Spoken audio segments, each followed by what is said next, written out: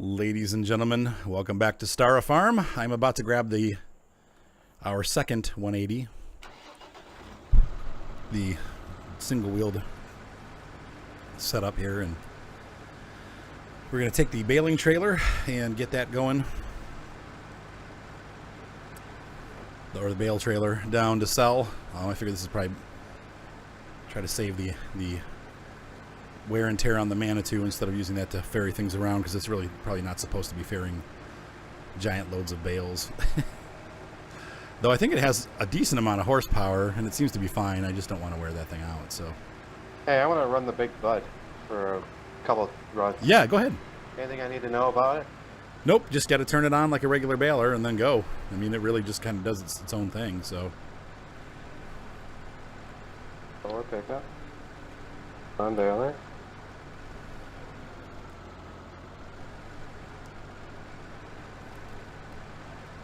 what's interesting is this trailer, it doesn't seem like this trailer has any tail lights.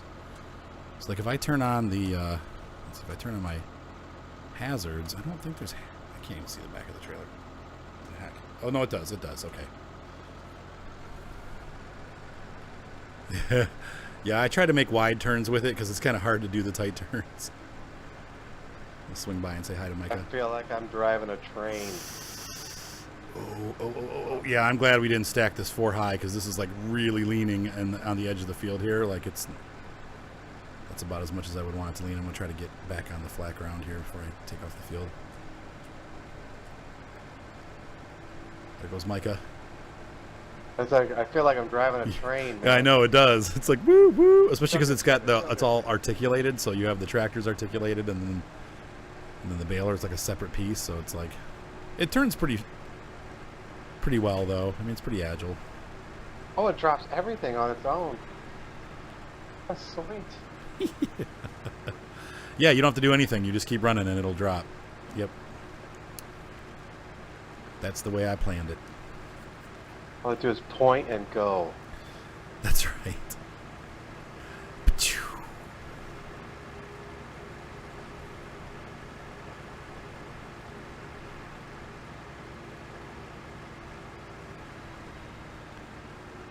I'm going to slow down as I go around these corners here. I don't want this trailer to tip. It's totally leaning. Look at that. Oh, man.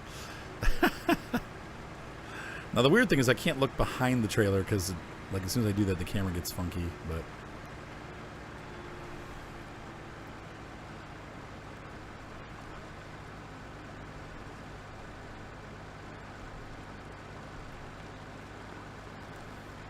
slowly working my way through here. I'm going to guesstimate about $10,000 for this load again. Maybe a little bit more because we have more bales than we did last time. Maybe like 1,200, 1,100, or 12,000, I mean. Hey, it's all money, right? Yeah. It's Uncle Carlos's, but until then, Right. until we pay him back. How much do we owe him? Like $3 million? I think it's blood, right? We know him blood. Blood money, right? Kidneys and blood. Blood diamonds.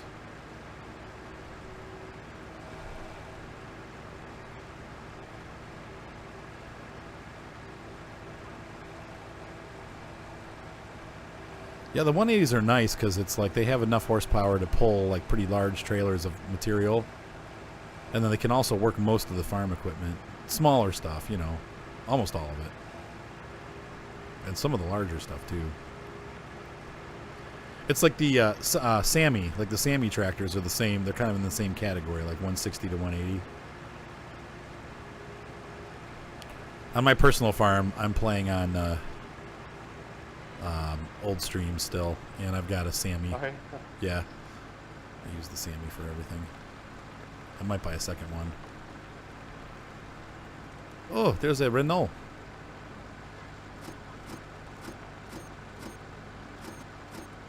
Yeah, $11,000. Perfect. Nice. Now, are these bales bigger than normal bales? No. Nope, they're the standard 4,000 square bale that the game likes.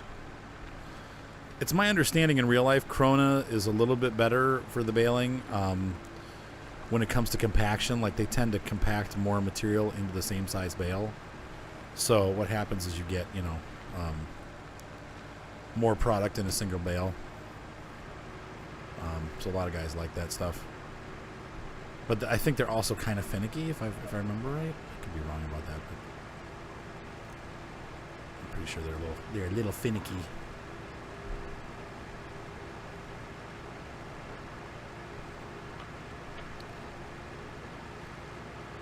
I'm going to take a look at 14 here while I come up. Yeah, unfortunately 14 is going to have to be cover crop too.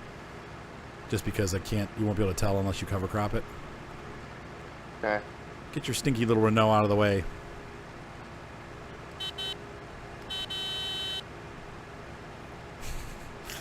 I'm terrorizing the locals. Out of my way!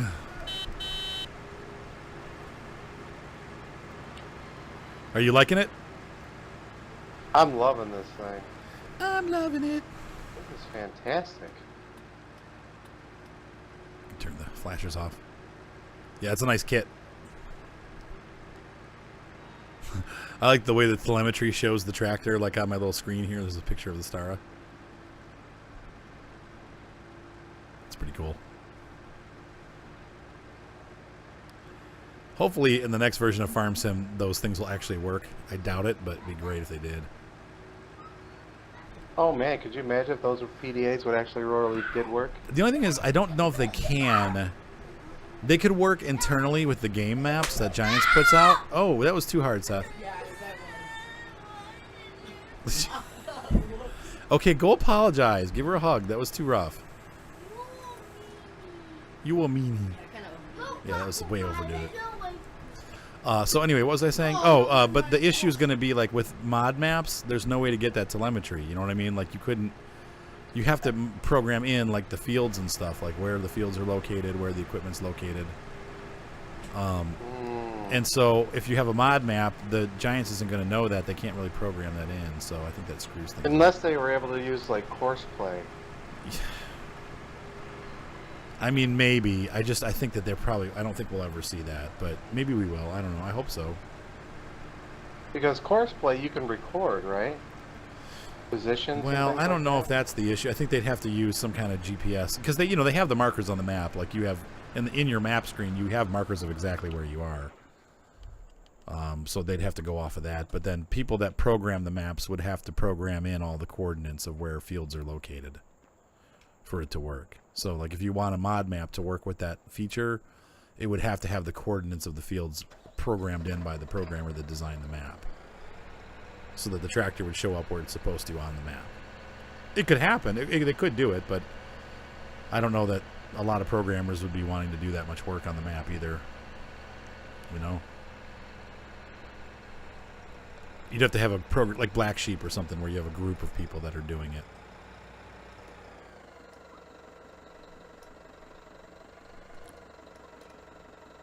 Right? I guess, yeah. Micah's like, whatever. Yeah. So did you have fun butting it? Yeah. Big butting it? Big butt. I never thought I'd use a piece of equipment that made the butt seem normal. Right. That's just such a freaking huge baler. Oh.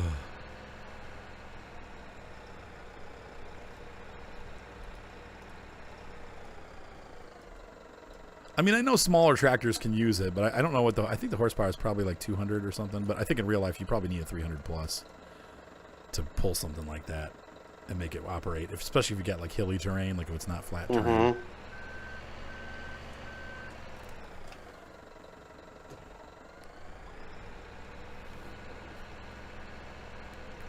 But who knoweth?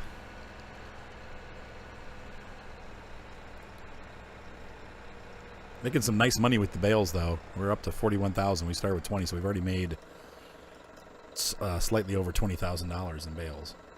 Wow. Yeah, that's good. And once again, the bales are nice because they don't change with the amount that you sell. Like, they're always the same price. So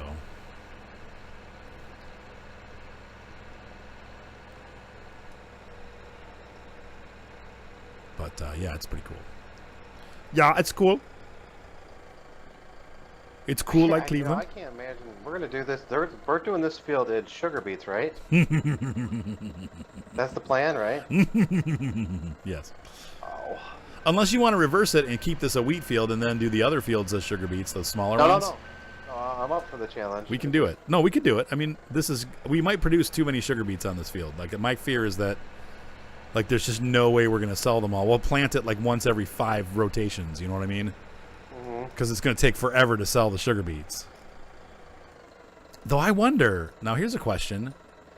No, it still doesn't matter. I was going to say, if you palletize them, do they become, like, a single commodity that sells for the same price every time? But they don't. Because when you sell them, they dump out of the pallet into the sales place.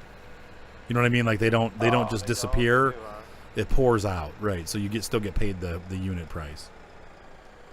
So or you still get paid the per weight price, not the per, like a bales.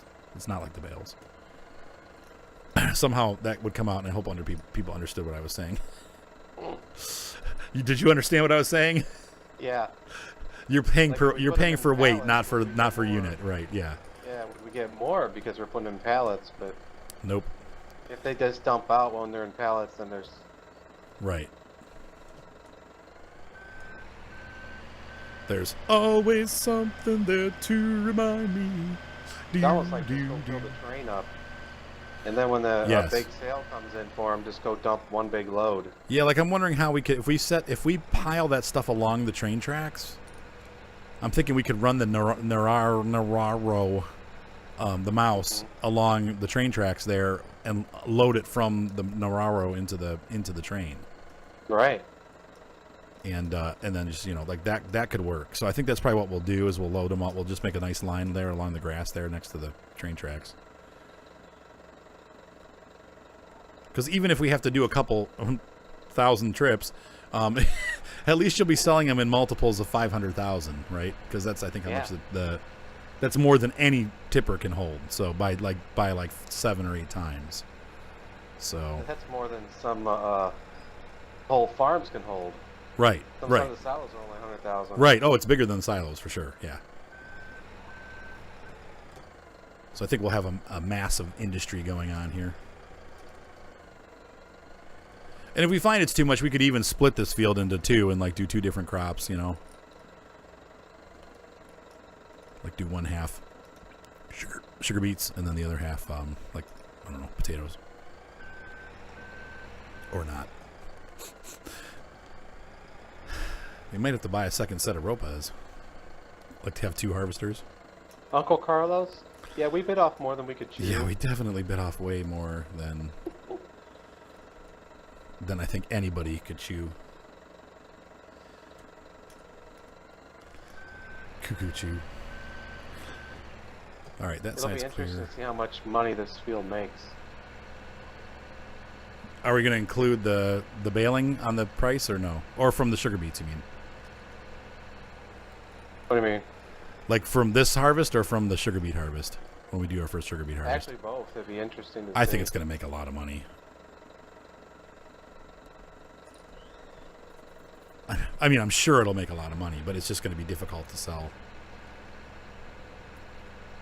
How do we get the most money for our buck? All things we'll be finding out next time on Estancia La Pacha. DLC Farm.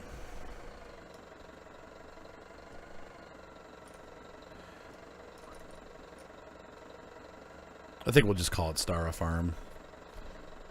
Yeah.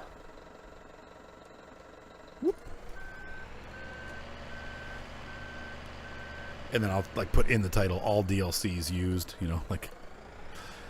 including all DLCs or something like that. You have to look through the horse pack and see what they got. Well, the horse not really a DLC though. I mean, I guess it is. I don't know. I don't consider it like an official DLC because it wasn't a sale thing, It should have been. Should have been. They could have made money on that one. I thought they were going to, and then they made a mistake, didn't they, or something? Like somebody released it.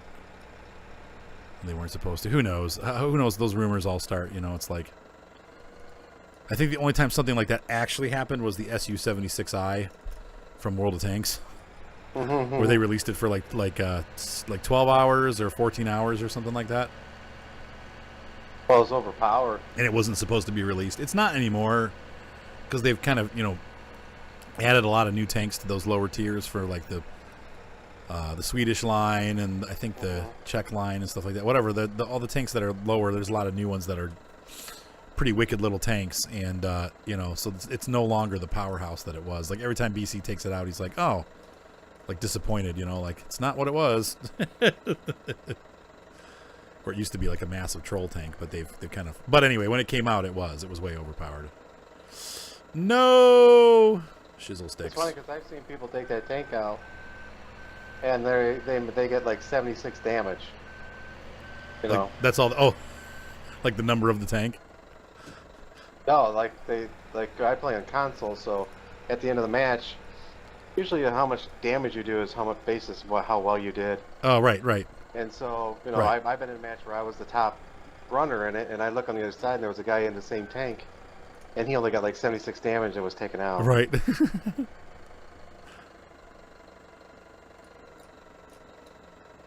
BC is a great player, but he's tending to overextend himself. And I don't know if it's just because he doesn't play as much. Overconfidence sometimes will do that. But he's still, even when he does that, he still ends up being the top scorer. So yeah, it doesn't affect his, scoring ability. He's just a great player. It's just funny. I'm like, dude, what are you doing? And he's like, nothing. Dead. Sometimes it has to do, again, the other players are getting better. Yeah, that too. Actually, I think they're getting worse, but anyway. Really? Last time we played, there were so many teams that just within a minute, half the team was dead. And you run into that sometimes. It was before 1.0 came out. I haven't played since the new patch came out. I'll be hitting it this week, but there were a lot. We ran into several teams. The only time that we were winning was like when we get top tiered. So we had a couple battles, like the ones that I posted on that last World Tanks video. The 3 battles that I posted were the only ones where we were top tier, and we won every single battle that we were top tier because we were able to make a difference, But when we're bottom tier, it's really hard to make a difference, especially when your team just goes and dies in the first 3 minutes, and that's been happening a lot lately. So I don't know. Yeah, it's funny because when I play, if I'm top tier, I usually will lose the battle. Oh yeah. Yeah, it's only usually if I'm like mid tier or bottom tier that I actually have a pretty good game. Huh. So do you choke, do you think? Is it like, do you get nervous? Or I think it is just that they pick on you because you're the top guy. Yeah, well, that's true too. Yeah, artillery definitely picks on the top guys for sure. Yeah, and they're supposed to. That's their job, right? They're supposed to go after. Well, it's just not necessarily artillery. It's just like the other tanks too. They're like, oh, there's the top tank. Let's kill it. Right? Yeah. There's the E5 over there. Let's go get him. Right. Get him out of the game. That's just how the game goes. I like being top tier though. I usually bully people around. And of course, I'm taking the Russian tanks. The T-34-85 is my favorite tank, and so yeah, I like the T-34-88. 88. T-34-88. Yeah. What's that? 35. The T-34-88. 85, you mean? Oh, the 88.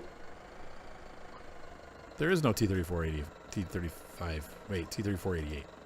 Yeah, there is. From what line? Russian. It's a premium. Oh, you mean the M? T-34-85M? I'd have to get my console on to make sure. Oh, you're talking on Blitz. Right? Huh? The T-34-88. There is none in World of Tanks on the PC. That might be a Blitz-only tank. I don't play Blitz. But it's the console version of the game, right? Yeah. Yeah, so it's different. We have a T-34-85, a T-34-85M, and then we have Rudy. And right, then we have the T-34-88. Yeah, see, we don't have that. And we have a Type... don't? No, and then we have a Type 58, which is the Chinese version. But there's no T-35. We have a T-30... Oh, and then the Gosh, I want to say it's the Polish line, but I could be way off about that. Or the whatever has the T-25 tanks. They have a T-34-100 with a 100mm cannon on it. Hmm. But no, they don't have an 88 cannon in ours. See, the 88 was one of the first tanks that came out on console that had a custom paint job. Interesting. Nope, I've never seen it before. And it was premium, though, right? That's Oh, yeah, probably premium. why. They probably just didn't ever release it for console. So I'll get these locked on so they don't fall off. I mean, it's got a slow firing gun, but it's a decent gun. You know? But it's not 100mm. That's weird. So it's the No, 88mm from a Tiger? Well, it's the 88 is what a lot of the American armies feared. You know, they always talked about those German 88. Yeah, it's a German 88, but what's it doing on a T-34? They shoved it in a T-34, a captured T-34. Okay, well, I guess... It's a German tank. What? Yeah, it's a German tank. Okay, yeah, I mean, we definitely don't have that in World of Tanks, and I've never seen it okay. before, unless it came out like as a 1 week release or something and I missed it. I would have bought that. Yeah, you can run German and Russian crews in it. They've been releasing a lot of premium tanks, there was a Scout tank this week, but they keep releasing them, and then they're they're tier 8, so they're all like $60, and I just don't want to spend that kind of money on the game. I'll spend it on premium time and like gold because I use those for my consumables and stuff, but I'm not going to buy any. I have so many tanks and the premium tanks and stuff, and I need to stop buying tanks. So, but I would buy a tier 6. I like the tier 6 tanks. The last tank I bought was the Chinese 112. Oh yeah, that thing's horrible. They need to buff. I guess they're buffing all. Somebody said they're buffing all of the lower tier tanks, or the matchmaking tanks, like the ones that have pref matchmaking. Mm-hmm. They're taking pref matchmaking away, but they're going to rebalance all the pref tanks. So like that kind of sucks. the Super Pershing will no longer get pref matchmaking, but they're going to buff it so that it's a better tank. See, I love the Valentine. I love that you can only play it in 4s. I know, but it's kind those probably will stay. But the other like the big ones, like the Pershing and the Super Pershing and the like the IS-6, the 112, because of all the new premium tanks that are out that are non-pref, they've made them irrelevant. Because what happens is, like we've talked about this before, but well, I heard that the pref matchmaking tanks is what caused the problem. Yes, yeah, it is. Because what happened? I think the easy way to get around is just get rid of them. They can't though, because people have paid money for them. Well, I mean, like you said, revamp them. They're gonna have to revamp them, and that's what they're doing. So, because what happens is so like let's say you, me, and Mr. Mean go into a platoon, and we take all pref match made tanks. So let's say I'm driving a 112, and you're driving your 112, and I'm driving the IS-6, and he's driving the Super Pershing. What happens invariably is across on the other team, you get top matchmaking, right? Which is great, except for on the other team, they've got an AMX 45 and a Defender and a Patriot, and those tanks are all way better than your tanks. And you can't even none of those tanks that are pref match made can even penetrate those tanks. So what's going to happen is the three of you are going to run into the three of them, and you're going to lose. And so it's made the game unbalanced because you just can't win that fight. I mean, you could if you're lucky or really good, but in general, you're probably not going to win that fight. So, they've made, because the 112 has great armor against like tier 6 and 7, and even tier 8. But when you go against a tank that faces tier 10s, they're just going to rip you apart. So, and that's. And so what happens is, and I've just seen that a lot, where the top 3 tanks, because now that they've changed the matchmaking to weighted, where you only have 3 top tier tanks, if you get top tiered in those pref tanks, and the other team has, and that's happened to us several times, where the other team has the full on tier 10 tanks or able tanks, like they just crush you because they can penetrate your armor. Like they all have 220 plus pen. And so they can just penetrate right through your armor, and there's nothing you can do. It's a mess. So they really need to fix it. And so it makes sense that they're going to do it, but it's going to be interesting. I'm interested to see, because I've got a ton of pref match made tier 8 tanks, and I'm just interested to see what happens to them. Like how I loved it when the Patriot and the Defender came out, because I didn't buy them. Right. and I was just punching holes through them like crazy. All these people, they buying these tanks because I was running the T-28. Oh, right, yeah. And I'm just punching holes right through these defender guys running out thinking they're all this, and I'm bang, bang, just putting holes right through them. Even the Patriot, just putting holes right through them. Well, a lot of guys don't realize you can't, with the defender, you have to face straight on. You can't, it's just like the IS-3. You can't look, you can't angle, because if you angle, you're making your front plates flat.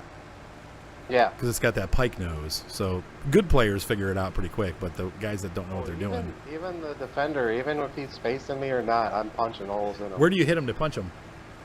Well, most time they always come in on an angle, and I just shoot right above the track. Yeah, yep, right that plate right there, yep. And it just goes right through, and then if he's coming in with straight on, I just hit the pike nose. Right, you hit underneath the pike, right.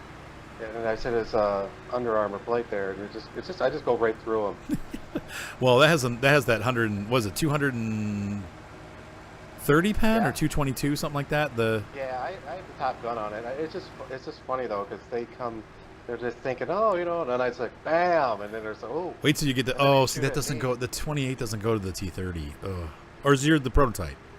Mine's the prototype. Yeah, so you're gonna love the T30. Once you get the big gun, I didn't like the T30 with the small gun, but once you get the big gun, oh, it gets fun. It's hard to do well in it because it's weighted differently. It's a tank destroyer, so you almost always score low, but you do a lot of freaking damage. Now, did you change your tank? Did you put binocs on it? Because you were talking like you could never see anything. I don't know if I have or not. I don't remember. I haven't run it in a while. I probably will run it this week. I was gonna ask you if you found out that if the binocs actually help. Mr. Mean said they won't help, so I don't know. We'll see. 53,000. Oh yeah. Because I was listening to what he was saying, and he was kind of saying like it's kind of based on your skill, not really on your distance you're seeing. I don't know. Right. But it's still, if you stop and sit still, you can still see further. I don't know. Right, but he made it sound like it doesn't matter because your base. He was going off your base view instead of what the binoculars would do. Right, because they increase it once you have that base view. Right. I don't know. BC always says to use binocs, but Mr. Mean says not to. So I don't know who's right on that one. I might just try it, because what happens is you have you have okay camo, but a scout can outspot you. So if you get into a battle where you're the last guy and there's a scout looking for you, you'll probably get picked off because you'll get spotted before you spot. So, but a lot of the scouts have really good camo too. So even if you have binoculars, it doesn't matter. Like you're not going to out. I think that's what he was saying. Like if you're at that tier level, at tier 9, if your opponent has better camo than you have spotting, they're going to win out. So it doesn't really matter because most of those guys that play those scouts and stuff have better camo anyway. Well, see, I have green thumb. I have all the skills for sitting still, ready to go with my crew. Oh, there you go. So I mean, if I'm hoping, even if I'm behind, let's say a bush, 15 feet behind a bush, I'm hoping I'm still not going to get spotted. Yeah, I try not to, but moving. That tank does get, it's big. The T30 is big. It doesn't have a ton of camouflage. Like it's not terrible, but it's not great either. It'll get spotted pretty quickly, especially when you fire. All right, I think I'll do some more bailing. How are you doing out there? Well, I'm doing all right. You're like, I'm not doing anything, taking a break, eating lunch. I'm just doing lines. Got to put a parental advisory on this video. Sorry. I cannot believe it's 8 o'clock already. Where did I napped half the day away, that's why. What time did we start playing? Oh, because we messed around on another map first, that's right. Forgot about that. Oh, wow. Build that sucker up. Fill that sucker up. Yeah. There's some bales on the back side of this field. Watch your mouth. Yeah, I know. I'm just going to leave them. We'll collect the rest of them at the end once we're done. Time to run Big Bud. Or should I say Big Mud? He's getting kind of dirty. It's a dirty daddy. Ooh, we're down to 50% on the bales. I'm going to have to refill. Let's see. Drop that. Cruise control on. Big butt away. So how are things in Toodly-Doo? Not bad. The sun was shining. It was nice out. Yeah, it really A little was. cold and windy, but It's supposed to go up to 50 tomorrow. I'm going for a walk. I love warm weather. I know, me too. Not too hot, not too cold. That's right. Just temperate.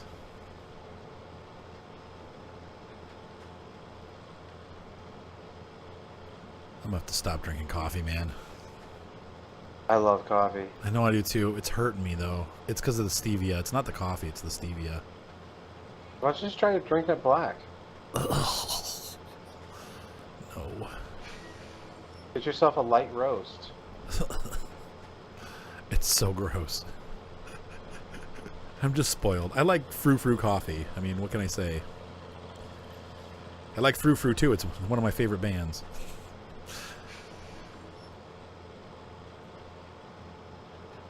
There's a one Alright, album. The semi's full. Oh wow. Okay, I'll take it down. Can we clear? I'm gonna slow down here. See if I can clear the harvester.